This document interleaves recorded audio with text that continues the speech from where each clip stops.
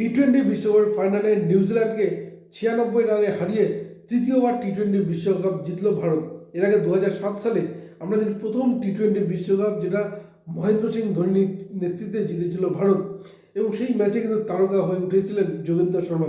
শেষ ওভারে অত্যন্ত মাথা ঠান্ডা রেখে, বলা যেতে পারে মহেন্দ্র সিং ধোনি মাথা ঠান্ডা রেখে তারা বল করতে পারেন এবং ভারত জয় পায়। এরপর 2024 সালে যেখানে রোহিত শর্মার নেতৃত্বে টি-20 বিশ্বকাপ জিতে ভারত, আর এবার সূর্যকুমার যাদবের নেতৃত্বে জিতল ভারত। এবং এদিন যদি আমরা নিউজিল্যান্ড এবং ভারতের খেলা পরিসংখ্যান একটু আলোচনা করি, কারণ নিউজিল্যান্ডের বিরুদ্ধে ভারত কিন্তু বড় ম্যাচে বরাবরই ব্যর্থ হয়েছে, সেটা চ্যাম্পিয়ন্স ট্রফি হোক বা 2019-এর ওয়ানডে বিশ্বকাপ, সেখানে সেই ফাইনালে এই নিউজিল্যান্ডের কাছেই কিন্তু হেরেছিল ভারত।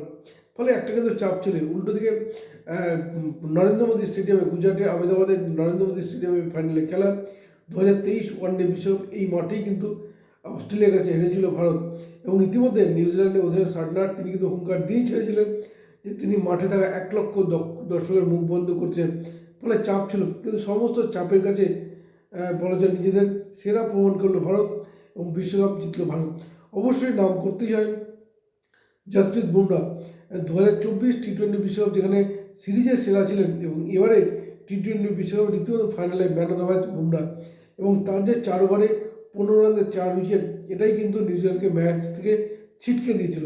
এবং শুরুতেই যদি দেখি সঞ্জু স্যামসন দুর্দান্ত ইনিংস খেলেন, 46 বলে 89 রান করেন।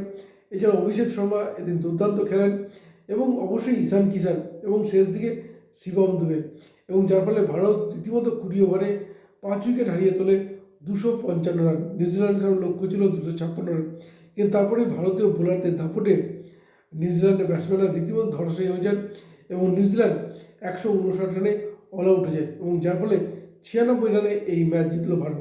এবং এই ম্যাচ জয়ের, আবার বলবো, বুমরা 4 ওভার বল করে 15 রান দিয়ে 4 উইকেট নিয়েছেন ঠিকই, অক্ষর প্যাটেল অত্যন্ত গুরুত্বপূর্ণ ভূমিকা নিয়েছেন, তিনটে গুরুত্বপূর্ণ উইকেট নিয়েছেন এই অক্ষর প্যাটেল। এছাড়া বরুণ চক্রবর্তী, অভিষেক শর্মারাও কিন্তু 1টি করে উইকেট পেয়েছেন, যার ফলে তৃতীয়বার টি-20 বিশ্বকাপ জিতল ভারত। আবারও বলবো 2007 সালে মহেন্দ্র সিং ধোনির নেতৃত্বে, 2024 সালে রোহিত শর্মার নেতৃত্বে, এবং এবারে 2026 সালে সূর্যকুমার যাদবের নেতৃত্বে টি-20 বিশ্বকাপ জিতল ভারত, অর্থাৎ তৃতীয়বার। এবং বলে রাখা প্রয়োজন যে পরপর দুবার বিশ্বজয়ের রেকর্ড কিন্তু কোনো দেশে নেই, যেটা কিন্তু এবার ভারত জিতল 2024-এর পর 2026, এবং তৃতীয়বার টি-20 বিশ্বকাপ জেতার রেকর্ড কোনো দেশের নেই।